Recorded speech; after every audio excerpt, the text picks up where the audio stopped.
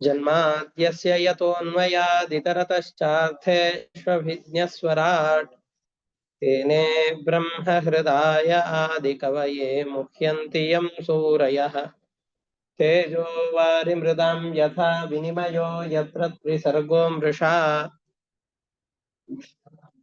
धाम्ना स्वेन सदा निरस्तकुहकं सत्यं परं धीमहि निगमकल्पतरोर्गलितं फलं शुकमुखादमृतद्रवसंयुतम् पिबत भागवतं रसमालयं मुहुरहो रसिकाः भुवि भावुकाः दारिद्र्यदुःखज्वरदाहितानां मायापिशाचीपरिमर्दितानां संसारसिन्धौ परिपातितानां क्षेमाय वै भागवतं प्रगर्जति साङ्केत्यं पारिहास्यं वा स्तोभं हेलनमेव वा वैकुण्ठनामग्रहणम् अशेषाखहरं विदुः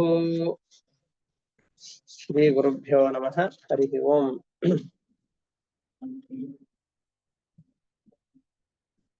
ನಿನ್ನೆಯ ಪಾಠದ ಭಾವಾರ್ಥವನ್ನು ತುಂಬಾ ಸ್ಪಷ್ಟವಾಗಿ ನಿರೂಪಣೆ ಮಾಡಿದ್ದಾರೆ. ಅದರ ನಂತರದಲ್ಲಿ ದಕ್ಷ ಪ್ರಜಾಪತಿ ಮತ್ತೆ ಪಾಂಚಜನಿಯಲ್ಲಿ ಅನೇಕ ಮಕ್ಕಳನ್ನ ಪಡಿತಾ ಇದ್ದಾನೆ. 1000 ಜನ ಶಬಲಾಶ್ವರು ಅಂತ ಹೆಸರಿನ ಮಕ್ಕಳನ್ನ ಪಡಿತಾ ಇದ್ದಾನೆ. ಅವರು ಎಲ್ಲರೂ ಕೂಡ ತಂದೆಯ ಆದೇಶದಂತೆ ಸಂತಾನೋತ್ಪತ್ತಿಯನ್ನ ಮಾಡ್ಕೊಳ್ಬೇಕು ಅಂತ ಸಂಕಲ್ಪ ಮಾಡಿ ತಪಸ್ಸಿಗೋಸ್ಕರ ಅಂತ ತಮ್ಮ ಅಣ್ಣಂದಿರೆಲ್ಲ ಸಿದ್ಧಿಯನ್ನ ಪಡೆದಂತಹ ಆ ನಾರಾಯಣ ಸರೋವರಕ್ಕೆ ಅಲ್ಲಿಗೆ ಹೋಗಿ ತಪಸ್ಸಿಗೆ ಅಂತ ಕೂತಿದ್ದಾರೆ.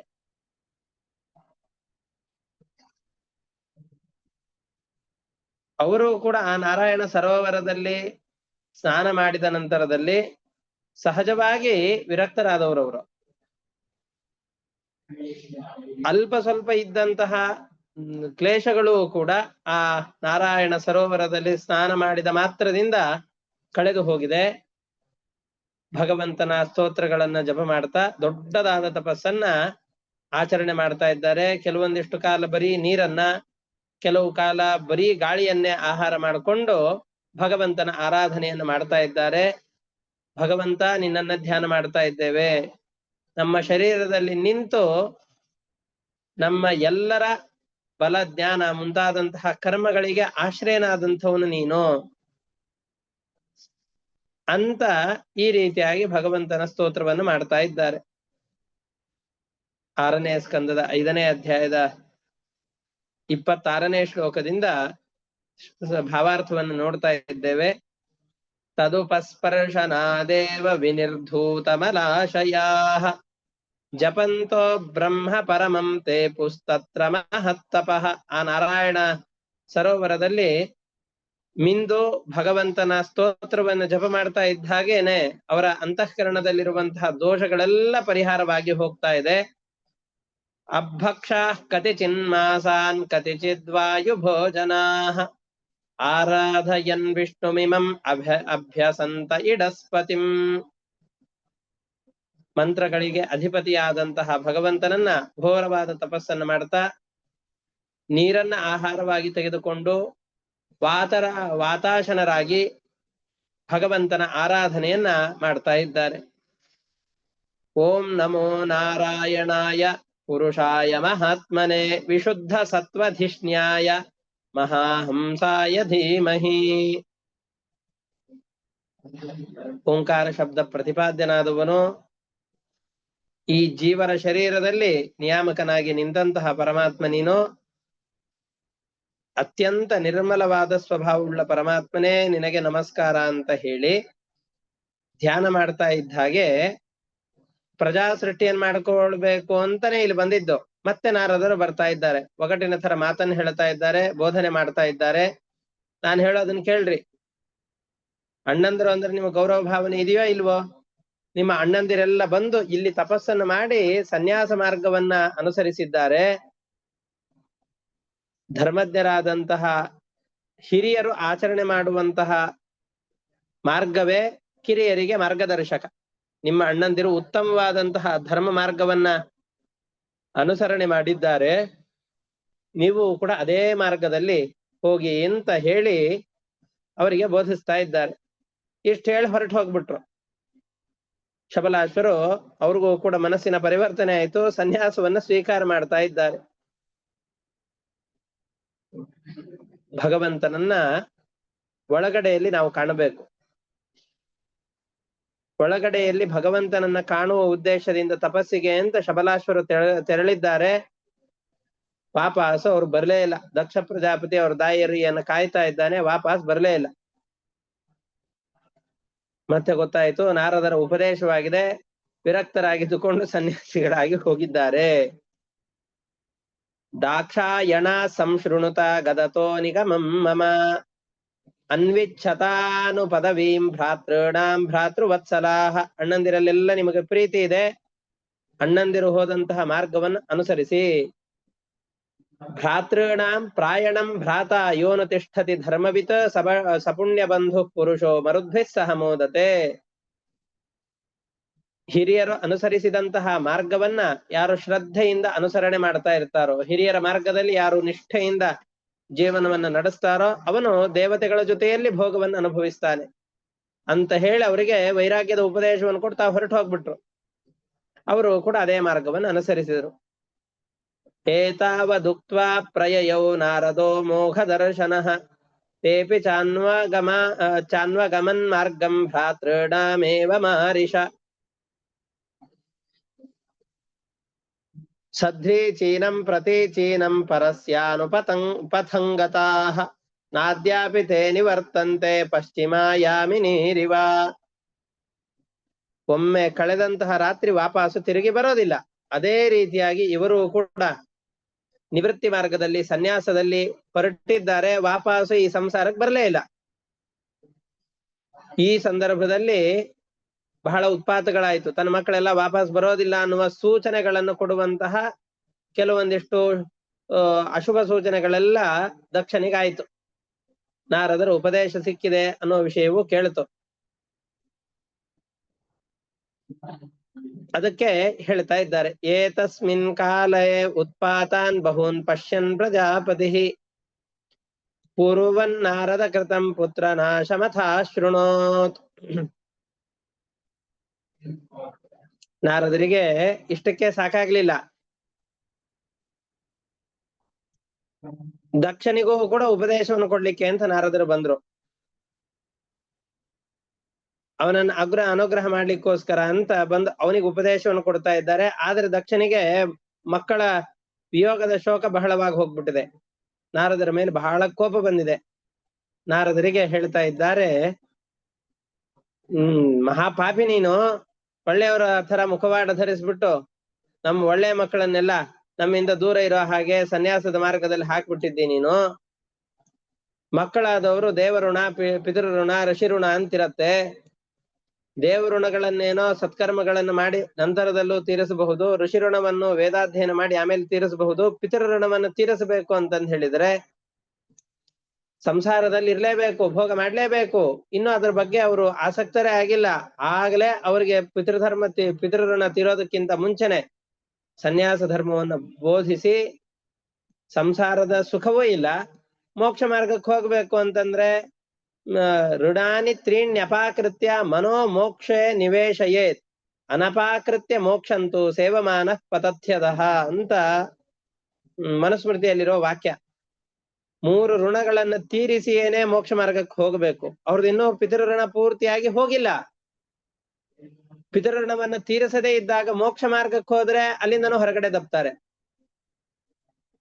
ಇನ್ನ ಈ ಸಂಸಾರದಲ್ಲಿ ಇರಬೇಕು ಅಂದ್ರೆ ಈಗಾಗಲೇ ಸನ್ಯಾಸಿಗಳನ್ನಾಗಿ ಮಾತಾಡ್ಬಿಟ್ಟಿದ್ದಿ, ನನ್ನ ಮಕ್ಕಳನ್ನ ಅಡ್ಡ ಹಾದಿಗೆ ಹಚ್ಚಿಬಿಟ್ಟಿ, ನಿನ್ನ ಹೃದಯದಲ್ಲಿ ದಯೆಯ ಲವಲೇಶವೂ ಇಲ್ಲ, ಏನು ಗೊತ್ತಿಲ್ಲ. ಆ ಮಕ್ಕಳ ತಲೆಯನ್ನು ಕೆಡಿಸ್ಬಿಟ್ಟು ನೀನು ಮಕ್ಕಳನ್ನ ಸನ್ಯಾಸಿಯಾಗಿ ಮಾಡಿದ್ದಿ. ಭಗವಂತನ ಭಕ್ತರು ಅಂತ ಯಾರಿದ್ದಾರೋ ಅವ್ರೆಲ್ಲರೂ ಕೂಡ ಉಳಿದವ್ರಿಗೆ ಒಳ್ಳೇದಾಗ್ಬೇಕು ಅಂತ ಅಂದುಕೊಂಡು ಸಂಚಾರ ಮಾಡಿದರೆ ನೀನು ಅವರಿಗೆಲ್ಲ ವ್ಯತಿರಿಕ್ತನಾಗಿದ್ದಿ.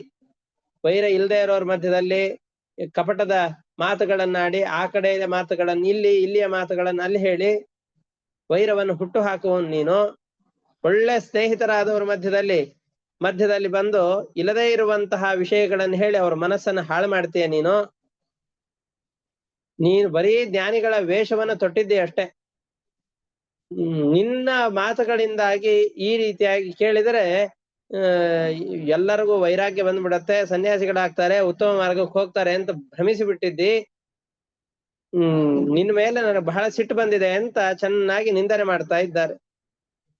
ನೇತ್ತಂ ಪುಂಸ ವಿರಾಗಸ್ಯ ತ್ವಯಾ ಕೇವಲಿನ ವಿನಾ. ನನ್ನನ್ನು ಬಿಟ್ಟು ಬೇರೆ ಯಾರಿಗೂ ವೈರಾಗ್ಯದ ಉಪದೇಶವನ್ನು ಕೊಡೋದು ಗೊತ್ತೇ ಇಲ್ಲ. ನಾನು ಕೊಟ್ಟೆ ಅಂತಂದ್ರೆ ಎಲ್ಲರೂ ವಿರಕ್ತರಾಗ್ಬಿಡ್ತಾರೆ, ಸನ್ಯಾಸಿಗಳಾಗ್ಬಿಡ್ತಾರೆ ಅಂತ ಅಂದುಕೊಂಡು ಬಿಟ್ಟಿದ್ದಿ ನೀನು. ಅದ್ರ ತಪ್ಪು.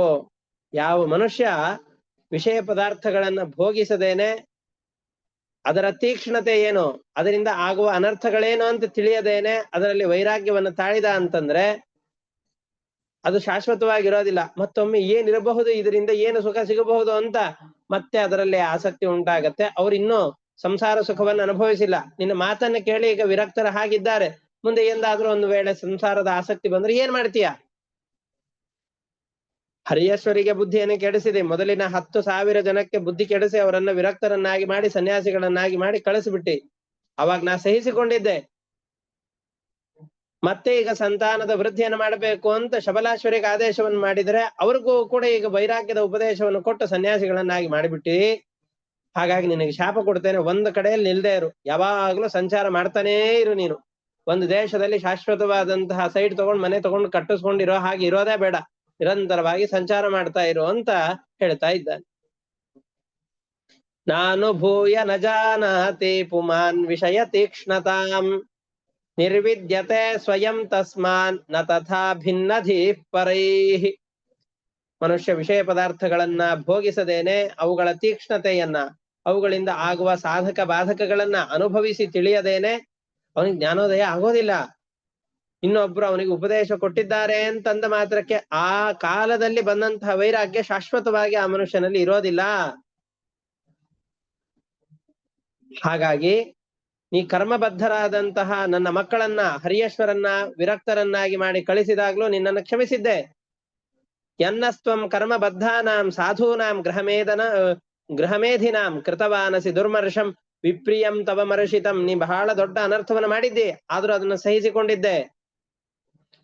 ತಂತು ಕೃತ್ತನಯಾನಾಂ ತ್ವಂ ಅಭದ್ರಮಚರಃ ಪುನಃ. ಮತ್ತೆ ಅದೇ ಕೆಟ್ಟ ಕೆಲಸವನ್ನು ಮಾಡ್ತಾ ಇದ್ದಿ. ಹಾಗಾಗಿ ನಿನಗೆ ಶಾಪ ಕೊಡ್ತೇನೆ. ತಸ್ಮಾಲ್ ಲೋಕೇಶು ತೇ ಮೂಢ ನ ಭವೇದ್ ಭ್ರಮತಃ ಪದಂ.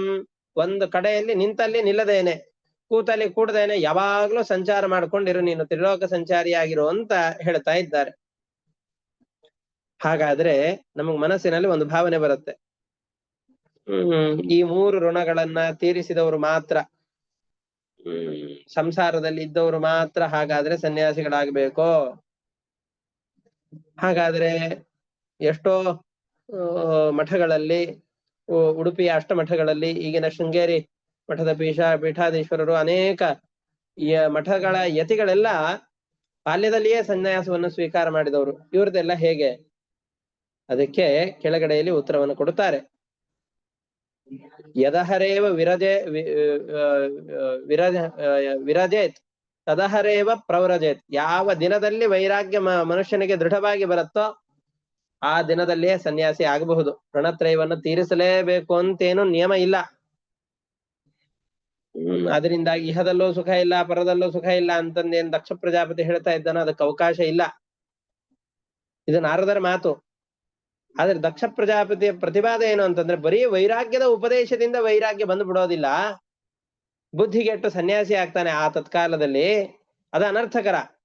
ವಿಷಯ ಪದಾರ್ಥಗಳನ್ನು ಚೆನ್ನಾಗಿ ಅನುಭವಿಸಿ ಅದರಲ್ಲಿರುವ ಅಸಾರತೆಯನ್ನು ತಿಳಿದುಕೊಂಡ್ರೆ ಮಾತ್ರ, ಇದು ಇಷ್ಟೇ ಅಪ್ಪ ಅಂತ ತಿಳಿದುಕೊಂಡ್ರೆ ಮಾತ್ರ ನಿಜವಾದ ವೈರಾಗ್ಯ ಬರುತ್ತೆ. ಅದರಿಂದಾಗಿ ನಿಜವಾದ ವೈರಾಗ್ಯ ಬಂದ್ರೆ ಮಾತ್ರ ಮೋಕ್ಷ ಮಾರ್ಗವನ್ನು ಹಿಡಿಲಿಕ್ಕೆ ಅದು ಸಾಧಕವಾಗತ್ತೆ ಅಂತ ಇಷ್ಟು ದಕ್ಷ ಪ್ರಜಾಪತಿಯ ಮಾತು. ಆದರೆ ಇದು ಯಾರಿಗೆ ಅಂತಂದ್ ಹೇಳಿದ್ರೆ, ಪೂರ್ತಿಯಾಗಿ ತಲೆ ಪಕ್ವ ಯಾರಿಗಾಗಿರೋದಿಲ್ಲ ಅವರಿಗೆ. ಈ ಹರಿಯೇಶ್ವರು ಮತ್ತು ಶಬಲಾಶ್ವರೇನಿದ್ದಾರಲ್ಲ, ಸ್ವಭಾವತಃ ವಿರಕ್ತರಾದಂತಹ ಪುರುಷರು, ಯೋಗ್ಯರೇ, ಸನ್ಯಾಸ ಧರ್ಮಕ್ಕೆ ಅರ್ಹರಾದಂಥವರೇ ಅವರು. ನಾರದರು ಬುದ್ಧಿ ಕೆಡಿಸಿದ್ರು ಅಂತ ದಕ್ಷ ಪ್ರಜಾಪತಿ ಏನ್ ಹೇಳ್ತಾ ಇದ್ದಾನೋ ಅದು ಪೂರ್ತಿ ಸರಿಯಾದಂತಹದ್ದಲ್ಲ. ಅವರ ರಾಗದ್ವೇಷ ಎಲ್ಲ ಕಳೆದು ಸನ್ಯಾಸವನ್ನ ಸ್ವೀಕಾರ ಮಾಡುವಂತಹ ಬಯಕೆ ಮೊದಲಿಗೇನೆ ಇತ್ತು.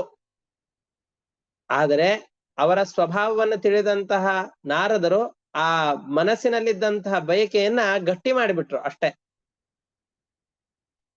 ಇಷ್ಟೇ ಅಲ್ಲದೇನೆ ನಾರದರಿಗಿಂತ ತಾರತಮ್ಯದಲ್ಲಿ ಉತ್ತಮನಾದವನು ದಕ್ಷ ಪ್ರಜಾಪತಿ. ಅವನಿಗೆ ಇದ್ರ ಬಗ್ಗೆ ಗೊತ್ತಿಲ್ಲ ಅಂತೇನಿಲ್ಲ, ಗೊತ್ತಿದೆ. ಆದರೆ ಎಂತಹ ತತ್ವಜ್ಞಾನಿ ಆದ್ರೂ ತನಗೇನಾದ್ರೂ ಅಪಾಯ ಆಯಿತು ಅಂದ್ರೆ ತತ್ಕಾಲದಲ್ಲಿ ಸ್ವಲ್ಪ ಮತೆಯಲ್ಲಿ ವಿಭ್ರಮ ಆಗತ್ತೆ. 10,000 ಜನ ಗಂಡ್ಮಕ್ಳನ್ನು ತಗೊಂಡು ಈ ಸಂತಾನದ ಉತ್ಪತ್ತಿಯನ್ನು ಮಾಡ್ಬೇಕು ಅಂತ ಹೊರಟ, ಆವಾಗ್ಲೂ ಅವನಿಗೆ ಅಡೆತಡೆ ಬಂತು. ಶಬಲಾಶ್ವರನ್ನ ಸೃಷ್ಟಿ ಮಾಡಿದ, ಅವರಲ್ಲೂ ಈ ತರದ ಅಡೆತಡೆ ಬಂದಾಗ ಅವನಿಗೆ ತತ್ಕಾಲದಲ್ಲಿ ಅಸಹಾಯಕತೆಯಿಂದ ತನಗ್ ಗೊತ್ತಿಲ್ಲದೆ ಇರೋ ಹಾಗೆ ಶಾಪವನ್ನು ಕೊಟ್ಟ. ನಾರದರಿಗೆ ಗೊತ್ತಿದೆ ಈ ಸಂದರ್ಭದಲ್ಲಿ ಅವನ್ ಪಾಪ ಏನ್ ಮಾಡ್ಲಿಕ್ಕೆ ಸಾಧ್ಯ ಅಂತ ಅಂದುಕೊಂಡು ಅವರು ಕೊಟ್ಟಂತಹ ಶಾಪವನ್ನು ಸ್ವೀಕಾರ ಮಾಡಿ, ಇದು ಹರಿಯ ಇಚ್ಛೆ. ಎಷ್ಟು ದೊಡ್ಡ ಇದೇ ಇರುತ್ತೆ. ಮನೆಯಲ್ಲಿ ಹೊಕ್ಕೊಂಡ್ವಿ ಅಂತಂದು ಹೇಳಿದ್ರೆ ಮನೆ ಬಿಟ್ಟು ಹೊರಗಡೆ ಎಲ್ಲ ಹೋಗ್ಲಿಕ್ಕೆ ಆಗೋದಿಲ್ಲ. ಎಷ್ಟೋ ಜನ ತಮ್ಮ ಊರನ್ನು ಬಿಟ್ಟು ಬೇರೆ ಊರುಗಳಿಗೆ ಹೋಗಿರೋದಿಲ್ಲ.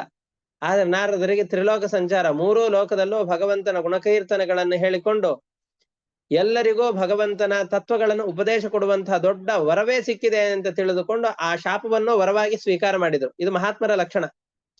ಯಾಕೆಂದ್ರೆ ಮಹಾತ್ಮರ ದೊಡ್ಡ ಅಲಂಕಾರ ಯಾವುದು ಅಂತಂದ್ರೆ ಕ್ಷಮ. ಯಾರು ಏನ್ ಅಪರಾಧಗಳನ್ನ ಮಾಡಿದರೂ ಕೂಡ ಕ್ಷಮೆಯನ್ನ ಮಾಡ್ಬೇಕು. ಆ ಅಪರಾಧಗಳಿಗೆ ತತ್ಕ್ಷಣದಲ್ಲಿ ಕ್ಷಮಿಸಿ ಬಿಡಬೇಕು. ಇದು ಮಹಾತ್ಮರ ದೊಡ್ಡ ಲಕ್ಷಣ ಇದು. ಹಾಗಾಗಿ ಶುಕಾಚಾರ್ಯರು ಹೇಳ್ತಾ ಇದ್ದಾರೆ, ಪ್ರತಿ ಜಗ್ರಾಹ ತದ್ಬಾಢಂ ನಾರದ ಸಾಧು ಸಮ್ಮತಃ ಏತಾವಾನ್ ಸಾಧುವಾದೋಹಿ ತಿತಿಕ್ಷೇತೇಶ್ವರ ಸ್ವಯಂ. ಸಮರ್ಥನಾದಂತಹ ವ್ಯಕ್ತಿ ತಮಗಿಂತ ಕೆಳಗಡೆಯಲ್ಲಿರುವಂತಹ ವ್ಯಕ್ತಿಗಳು ಎಷ್ಟು ಅಪರಾಧ ಮಾಡಿದರೂ ಕೂಡ ಅದನ್ನ ಸಹಿಸಿಕೊಳ್ಬೇಕು. ಅದೇ ಅವರಲ್ಲಿರುವಂತಹ ದೊಡ್ಡಸ್ತಿಕೆ.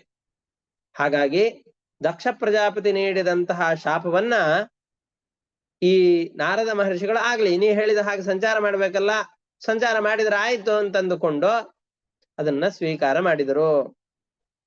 ವಸ್ತುತಃ ಪ್ರತಿಶಾಪ ಕೊಡಬಹುದಾಗಿತ್ತು ದಕ್ಷ ಪ್ರಜಾಪತಿಗೆ, ಅದನ್ನು ಕೊಡ್ಲಿಲ್ಲ. ಯಾಕೆ ಅಂತಂದ್ರೆ ಸಮರ್ಥನಾದವನು ಕ್ಷಮಿಸಬೇಕು ಅಂತ. ತಿತಿಕ್ಷೇತ ಈಶ್ವರ ಸ್ವಯಂ. ಈಶ್ವರ ಸಮರ್ಥನಾದಂತಹ ಪುರುಷ ಇನ್ನೊಬ್ಬರಿಂದ ತನಗಾದಂತಹ ಅಪರಾಧಗಳನ್ನ ಸಹಿಸಬೇಕು.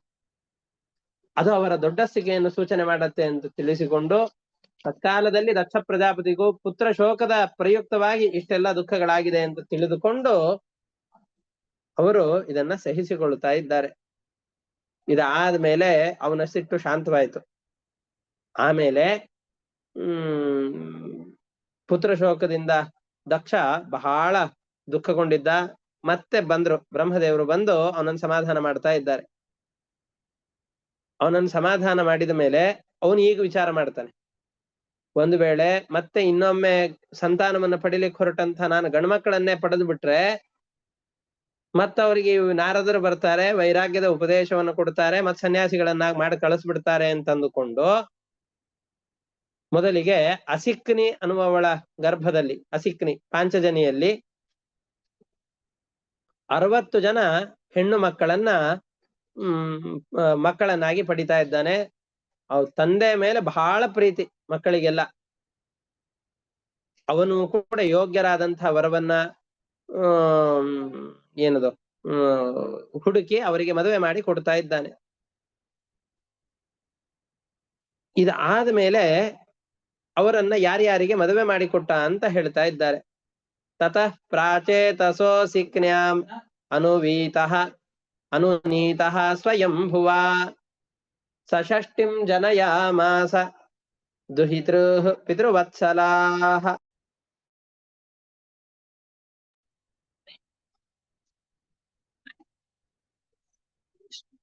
ಮಧ್ಯಾಹ್ನ ಬೆಳಿಗ್ಗೆ ಹೇಳ್ತೇನೆ, ಟೈಮ್ ಹೇಳ್ತೇನೆ. ದದೌ ಸ ದಶ ಧರ್ಮಾಯ ಕಾಶ್ಯಪಾಯತ್ರಯೋ ದಶ ಕಾಲಸ್ಯ ನಯನೆ ಯುಕ್ತಾಃ 27 ಭೂತಾಂಗಿರಃ ಕೃತಾಶ್ವೇಭ್ಯೋ 2 ತಾರ್ಕ್ಷ್ಯಸ್ಯ ಚಾಪರಾಃ. ಒಟ್ಟು 60 ಜನ ಹೆಣ್ಣು ಮಕ್ಕಳಿದ್ದಾರೆ. ದಕ್ಷ ಪ್ರಜಾಪತಿ ತನ್ನ 10 ಮಕ್ಕಳನ್ನ ಯಮಧರ್ಮನಿಗೆ ಕೊಟ್ಟು ಮದುವೆ ಮಾಡ್ತಾ ಇದ್ದಾನೆ. 13 ಜನ ಮಕ್ಕಳನ್ನ ಕಶ್ಯಪ ಪ್ರಜಾಪತಿಗೆ, ಕಶ್ಯಪ ಋಷಿಗಳು ಅಂತ ಯಾರನ್ನ ಕರಿತೇವೋ, ಆದಿತ್ಯರು ಯಾರಿಗೆ ಹುಟ್ಟಿದರೋ, ದೈತ್ಯರೆಲ್ಲ ಯಾರ ಮಕ್ಕಳೋ ಅಂತಹ ಕಶ್ಯಪರಿಗೆ 13 ಜನ ಮಕ್ಕಳನ್ನ ಮದುವೆ ಮಾಡಿ ಕೊಡ್ತಾ ಇದ್ದಾನೆ.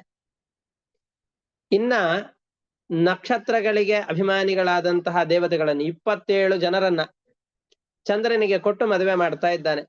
ಒಟ್ಟು ಇಷ್ಟಕ್ಕೆ 50 ಜನ ಮಕ್ಕಳಾಗಿ ಹೋಗ್ಬಿಟ್ರು. 27 ಜನ ಚಂದ್ರನಿಗೆ, 13 ಜನ ಕಶ್ಯಪರಿಗೆ, 40 ಆಯ್ತು. 10 ಜನ ಮಕ್ಕಳನ್ನ ಯಮಧರ್ಮರಾಜನಿಗೆ ಕೊಟ್ಟು ಮದುವೆ ಮಾಡ್ತಾ ಇದ್ದಾನೆ. ಅದೇ ರೀತಿಯಾಗಿ ಭೂತಾಭಿಮಾನಿಗಳಾದಂತಹ ದೇವತೆಗಳಿಗೆ 2 ಆಂಗಿರಸ ಋಷಿಗಳಿಗೆ 2 ಕೃತಾಶ್ವಾನ್ವ ಋಷಿಗಳಿಗೆ 2 ಮತ್ತೆ 4 ಜನರನ್ನ ಕಶ್ಯಪರಿಗೆ ಸ್ವಲ್ಪ ಕಾಲಾನಂತರದಲ್ಲಿ ಅವನೇ ಮದುವೆ ಮಾಡಿ ಕೊಡ್ತಾನೆ. ಒಟ್ಟಿಗೆ 17 ಜನ ಮಕ್ಕಳನ್ನು ಮದುವೆ ಮಾಡಿ ಕೊಡ್ಲಿಲ್ಲ. ಮೊದಲಿಗೆ 13 ಜನ ಹೆಣ್ಣು ಮಕ್ಕಳನ್ನು ಮದುವೆ ಮಾಡಿಕೊಟ್ಟ, ನಂತರದಲ್ಲಿ ಅದೇ ಕಶ್ಯಪರಿಗೆ ಮತ್ತೆ 4 ಜನರನ್ನು ಮದುವೆ ಮಾಡಿ ಕೊಡ್ತಾ ಇದ್ದಾನೆ. ಒಟ್ಟು ಕಶ್ಯಪರಿಗೆ 17 ಜನರನ್ನ ಮದುವೆ ಮಾಡಿ ಕೊಡ್ತಾ ಇದ್ದಾನೆ. ಚಂದ್ರನಿಗೆ 27 ಜನರನ್ನ, 10 ಜನ ಮಕ್ಕಳನ್ನ ಯಮಧರ್ಮನಿಗೆ, ಮತ್ತೆ ಇನ್ನು 3 ಜನ ಋಷಿಗಳಿಗೆ 2 ಮಕ್ಕಳನ್ನ ಮದುವೆ ಮಾಡಿ ಕೊಡ್ತಾ ಇದ್ದಾನೆ.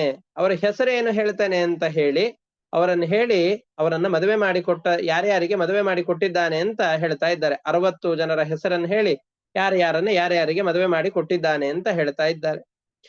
ಭಾನುರ್ಲಂಬ ಕಕುತ್ ಜಾಮಿ ವಿಶ್ವ ಸಾಧ್ಯ ಮರುತ್ವತಿ ವಸುರ್ ಮುಹೂರ್ತ ಸಂಕಲ್ಪ ಧರ್ಮಪತ್ನ್ಯ ಸುತಾಂ ಶೃಣು. ಭಾನು, ಲಂಬ, ಕಕುಪ್, ಜಾಮಿ, ವಿಶ್ವ, ಸಾಧ್ಯ, ಮರುತ್ವತಿ, ವಸು, ಮುಹೂರ್ತ, ಸಂಕಲ್ಪ ಅಂತ 10 ಜನ ಯಮಧರ್ಮನ ಪತ್ನಿಯರನ್ನಾಗಿ ಮದುವೆ ಮಾಡಿ ಕೊಡ್ತಾ ಇದ್ದಾನೆ. ಅವರಿಗೆ ಮತ್ತೆ ಒಂದಿಷ್ಟು ಜನ ಮಕ್ಕಳು ಹುಡ್ತಾ ಇದ್ದಾರೆ. ಅವ್ರು ಯಾರು ಅಂತ ಹೇಳ್ತಾ ಇದ್ದಾರೆ. ಭಾನೋಸ್ತು ವೇದ ಋಷಭ ಇಂದ್ರಸೇನಸ್ತತೋ ನೃಪ ವಿದ್ಯೋತ ಲಂಬಾಯಾಂ ತತಶ್ಚ ಸ್ತನಯಿತ್ನವಃ. ಮೊದಲನೇ ಮಗಳು ಭಾನು. ಅವಳಿಗೆ ವೇದ ಋಷಭ ಅನ್ನುವ ಹೆಸರಿನ ಮಗ ಹುಡ್ತಾ ಇದ್ದಾನೆ. ಅವನ ಮಗನಾಗಿ ಇಂದ್ರಸೇನ ಅಂತ ಮತ್ತೆ ಹುಡ್ತಾ ಇದ್ದಾನೆ. ಇನ್ನ ಎರಡನೆಯವಳು ಲಂಬ ಅಂತ ಅವನ ಹೆಂಡತಿ. ಅವಳಿಗೆ ಮಗನಾಗಿ ವಿದ್ಯೋತ ಅಂತ ಮಕ್ಕಳು ಹುಟ್ಟಿದ್ದಾರೆ. ಆ ವಿದ್ಯೋತನ ಮಕ್ಕಳು ಮೇಘಾಭಿಮಾನಿಗಳಾದಂತಹ ದೇವತೆಗಳು. ಅಂತಂದ್ರೆ ಈ ಗುಡುಗು ಸಿಡಿಲುಗಳೇನ್ ಬರುತ್ತೋ ಅವುಗಳಿಗೆ ಅಭಿಮಾನಿಗಳಾದಂತಹ ದೇವತೆಗಳು ಅವರಿಗೆ ಹುಡ್ತಾ ಇದ್ದಾರೆ. ಆಮೇಲೆ ಕಕುಭ ಅಂತ 3ನೇ ಹೆಂಡತಿ ಯಾರಿದ್ದಾಳೋ ಅವನಿಗೆ ಸಂಕಟ ಅಂತ ಹೆಸರಿನ ಮಗ ಹುಡ್ತಾನೆ. ಅವನಿಗೆ ಕೀಕಟ ಅನ್ನುವ ಮಕ್ಕಳು ಹುಡ್ತಾರೆ. ಇದು ಆದ ಮೇಲೆ ಜಾಮಿ ಅನ್ನುವಳು 4ನೇ ಹೆಂಡತಿ.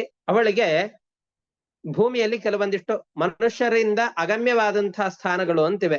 ಮನುಷ್ಯರಿಗೆ ಆ ಸ್ಥಳಗಳಿಗೆ ಹೋಗ್ಲಿಕ್ಕೆ ಸಾಧ್ಯ ಇಲ್ಲ ಅಂತಹ ಸ್ಥಾನಗಳಿಗೆ ಅಭಿಮಾನಿಗಳಾದಂತಹ ದೇವತೆಗಳು ಈ ಜಾಮಿಯ ಮಕ್ಕಳಾಗಿ ಹುಡ್ತಾ ಇದ್ದಾರೆ. ಇನ್ನ ಅವನಿಗೆ ನಂದಿ ಅಂತ ಮತ್ತೆ ಮಗ ಹುಡ್ತಾ ಇದ್ದಾನೆ. ವಿಶ್ವೇ ದೇವಾಸ್ತು ವಿಶ್ವಾಯಾಂ ಅಪ್ರಜಾಸ್ತಾನ್ ಪ್ರಜಕ್ಷತೆ. ವಿಶ್ವೇ ಎಂಬಂತಹ ವಿಶ್ವ ಅಂತ 5ನೇ ಹೆಂಡತಿ ಯಮಧರ್ಮನಿಗೆ. ಆ ವಿಶ್ವಲಿಂದ ಹುಟ್ಟಿದವರು ವಿಶ್ವೇ ದೇವತೆಗಳು. ಅವರಿಗೆ ಮತ್ತು ವಾಪಸ್ಸು ಮಕ್ಕಳಿಲ್ಲ. ಸಾಧ್ಯ ಅನ್ನುವ 6ನೇ ಪತ್ನಿಯಲ್ಲಿ ಸಾಧ್ಯರು ಅಂತ ದೇವತೆಗಳು, ನಾವು ಸಿದ್ಧರು ಸಾಧ್ಯರು ಅಂತ ವಿಶ್ವೇ ದೇವತೆಗಳು ಅಂತ ನಾವು ಕರೀತಾ ಇದ್ದೇವೆ. ವಿಶ್ವ ಎಂಬಂತಹ ಹೆಂಡತಿಯಲ್ಲಿ ಹುಟ್ಟಿದವರು ವಿಶ್ವೇ ದೇವತೆಗಳು. ಸಾಧ್ಯ ಎಂಬಂತಹ ಪತ್ನಿಯಲ್ಲಿ ಹುಟ್ಟಿದಂತಹ ದೇವತೆಗಳನ್ನ ಸಾಧ್ಯರು ಅಂತ ಕರೀತಾರೆ. ಅವರ ಮಕ್ಕಳಾಗಿ ಅರ್ಥಸಿದ್ಧಿಯನ್ನು ಹುಡ್ತಾ ಇದ್ದಾರೆ.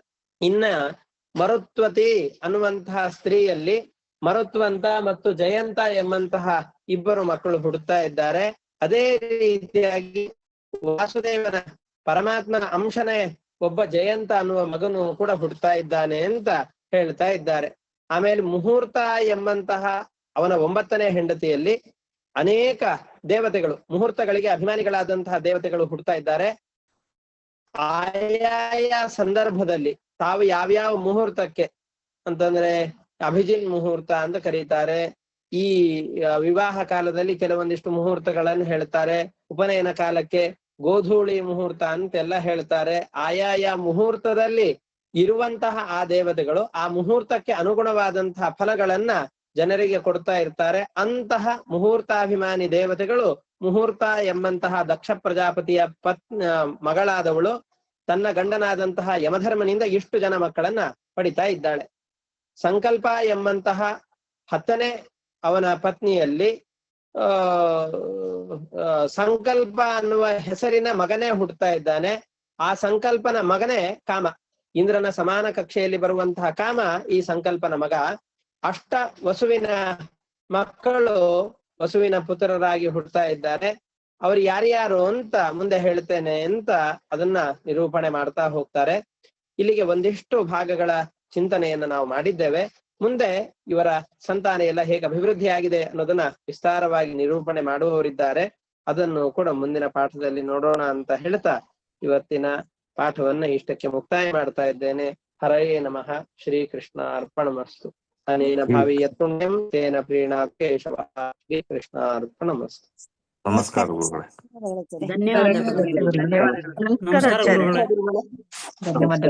ನಮಸ್ಕಾರ ಗುರುಗಳೇ, ಧನ್ಯವಾದಗಳು. ನಮಸ್ಕಾರ ಆಚಾರ್ಯ.